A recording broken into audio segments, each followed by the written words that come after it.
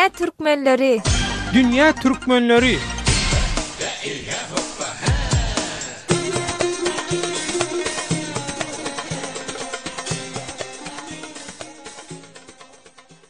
Azatlyk Radiosynyň dünýäniň dürli ýerine ýaýran, okuyan, ýaşayan we işleýän türkmen diasporasy baradaky Dünýä Türkmenleri atly bu hepdelik dowamly gepleşiginiň bugunky sanyny Türkiýedäki köne pasportly türkmen migrantlar üçin dören kanuny mümkinçiliklere gönükdirýär. Gepleşigi Türkiýeden taýýarlap hem alyp barýan Döwlet Baýhan.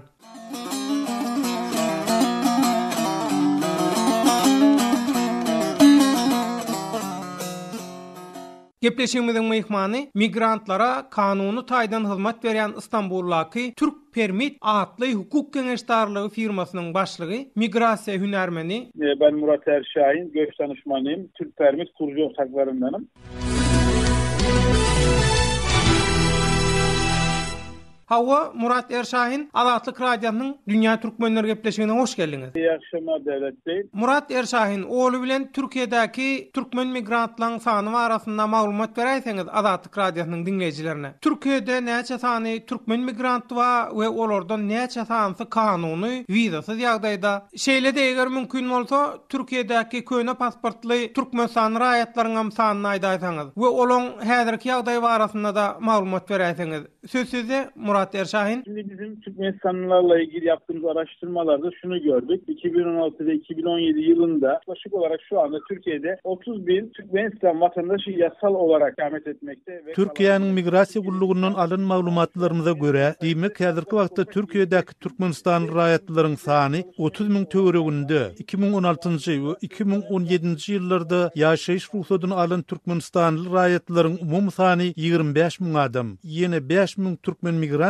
iş ruhsatyny alan. Bulardan başga 1000 goly Türkmenistanly hem Türkiýede Birleşen Milletler Guramasyna bosgunlyga ýüz tuturlar. 2012-nji ýyldan bäri Türkiýedäki köne pasportly türkmen migrantlary bilen baglanyşykly geçirilen barlyklarymyzyň netijesine göre Türkiýede takminan 200.000 goly köne pasportly we wizasyz ýagdaýda türkmen migrantlarynyň bardygyny çak edýär. Soňky döwürde Türkmenistan raýatlarynyň kanuny ýollary ünsügi işlenýär. Biz Türk Permit geňeşdarlyk firmasy hökmünde sosial ulgamlaryň üstü bilen häzir Türkiýedäki türkmen migrantlaryny kanuny çykylgylary düşündirýän video we dürli peýdal maglumatlary ýaýradýar. Müňlerçe wizasyz Türkmenistanly migrantyň kanuny ýagdaýa geçmegine kömek edýär.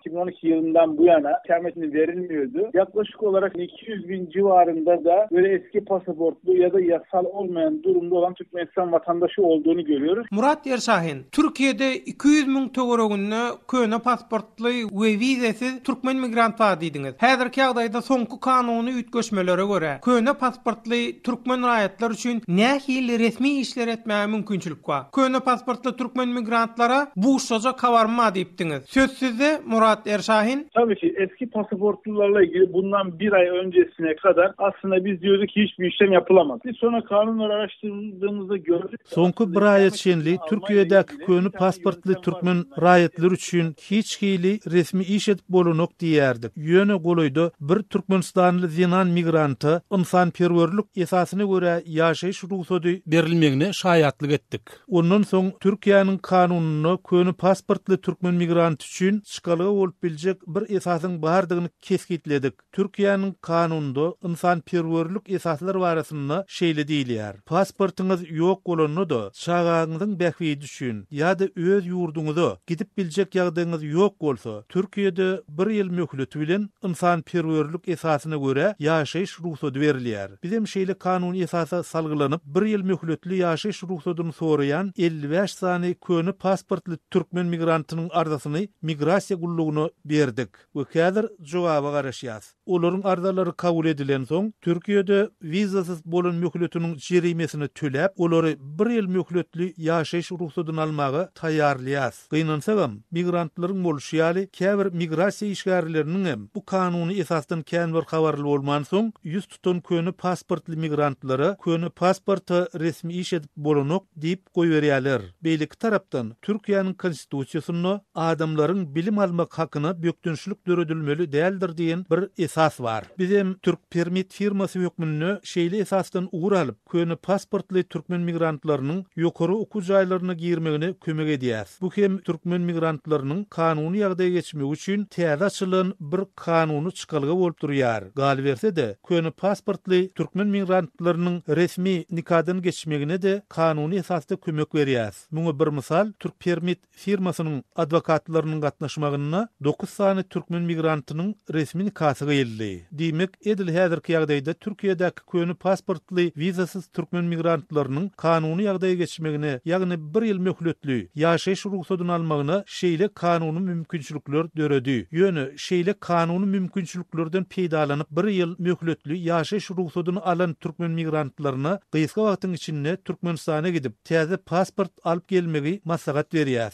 Kanuny ütköçükler barasynda we kanuny ýagdaýa geçýän köni pasportly türkmen migrantlar barasynda turkpermit.com.tr internet sahypamyzda Türkmenistanly raýatlara maglumat bermegi dowam etdirýär. Pasaportunuz yoksa bile, çocuğunuzun yüksek menfaati varsa ya da ülkenize gidecek durumunuz yoksa size 1 yıllığına ikamet izni veriyor.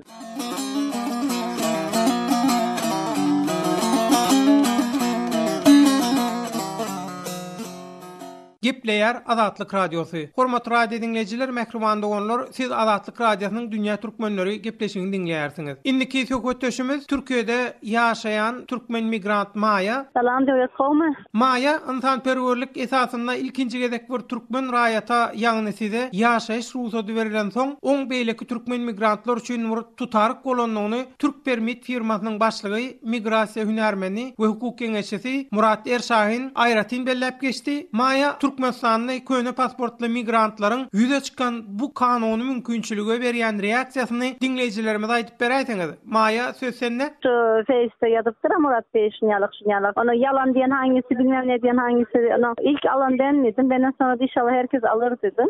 Şonýa ýazym soň maňa messenger üçin ýazan kän boldy. Jaňadan aýsysy ýazan aýsysy köpsüne jogap berdim. Men şunýalyk etdim dedim. Yani öz başyňyza gitseniz ýok diýip izin uradyrlar dedim. Awokat bilen zatlan yol alırsınız dedim. Aha, advokat bilen. Ondan dedim Murat Bey'in yanına gidin dedim. Bir de benim selamımı söyleyin dedim. Ben şu adamlar diyen son gidem köp oluyor diyen. Haysiz saçarla aldım, haysiz kararla aldım. Şu bana gelen dokumentlerin suratını çekip uğrattım.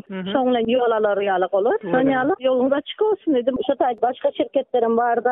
Nemeti yazanlar edenler var. Benim başka şirketi bilmem ne dedim. Ben özüm başka hiç kendine inanmam dedim. Murat Bey'le sana garantisini veriyor. İşinizi edip bilmesek bunu izne veriyor. İşinizi edip bilmesek. Şu köp kişi bolanak bilmem ne geçenyalı. Bir yolu bağ olsa tanıştı alsın emekçi benim adamla. Pasport oluyor, dokument oluyor deyip görüp geçiyor adam derler. Sonyalı.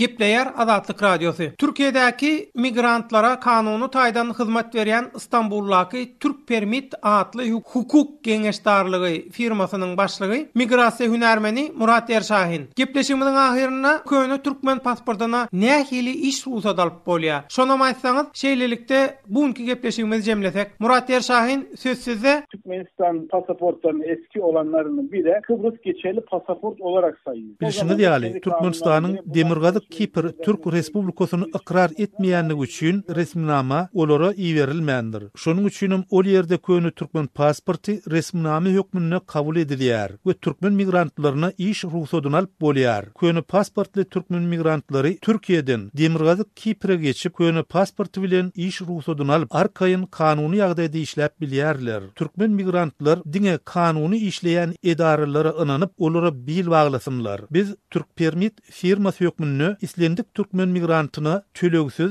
konsultasiýa hyzmatyny berýär. Türkmen migrantlar üçin gerek bolan maglumatlar biziň internet we sosial ulgam sahypalarymyzda muthem elýeterli. Bize de inanmıyorsanız göç idaresine gönderelim biz sizi ya da nereye gitmek isterseniz. Ondan sonra işlemlerinize başlayın. Çünkü bundan sonra telafisi çok zor oluyor.